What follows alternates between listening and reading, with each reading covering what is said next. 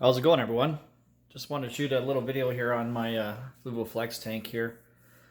As you can see, the twisted jungle valve, or corkscrew valve, sorry, is growing out of control. Today's water change took me probably an hour and a half.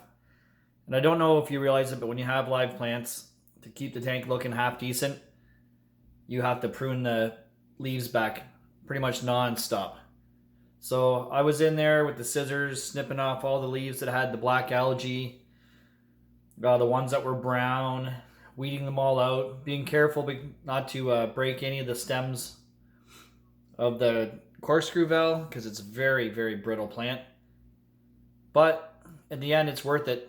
Tank looks really good. I'm happy with it. I enjoy it. I didn't mind spending the hour and a half, 2 hours on it. This time, with the massive growth of the plants that's going on in the aquarium right now, I barely had to algae wipe the glass at all. So I know I'm winning the battle. A water change every 5 days, 50% of the water. Seems like a lot, but it's what I used to do when I had my 90-gallon aquarium and what I used to do when I had my 75-gallon planted aquarium.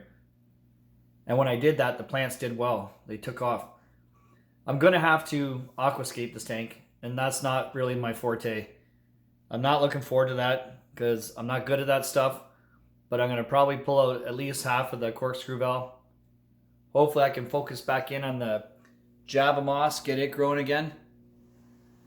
Some of my crypts, it's a little too bright in here for the crypts, so I noticed that when I had the giant duckweed on the surface, the crypts all started doing a lot better. So what I might do is actually reduce some of the strength of the light. Play around with it for a little bit, see how it goes. But I'm really enjoying this tank a lot. It definitely takes a lot of the stress of being quarantined or self-isolated, whatever you want to call it. Well, actually, I'm not quarantined because I'm not sick. But I'm self-isolated just with myself, my daughter, sometimes my girlfriend. And this thing here keeps me occupied because I can only watch so much Netflix.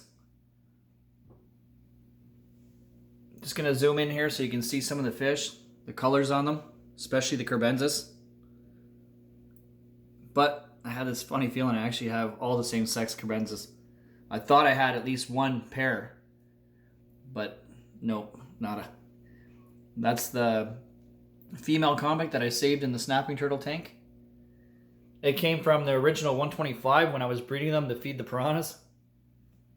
And it's the survivor.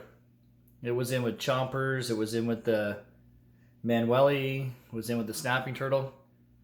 So I had a change of heart. Figured if it could survive all that, I'd keep it.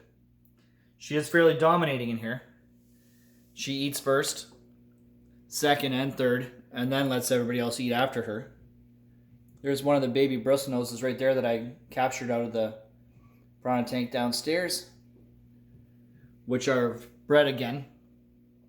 I have a couple hundred baby bristlenose plecos. The Manueli picks the odd one off, and now I have them in with the Exinu also, and they're starting to mature in there, so hopefully I'll get them breeding. But just wanted to shoot a little video here, let you know that sometimes my water changes aren't 20 minutes, like today's was almost 2 hours, and the amount of work that I had to put into it, and that was mostly just the pruning of the leaves, just to make the tank look good.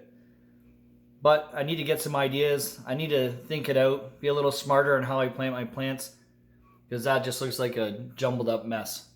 But it's my jumbled up mess, and I don't mind it. I just wish it looked a little nicer.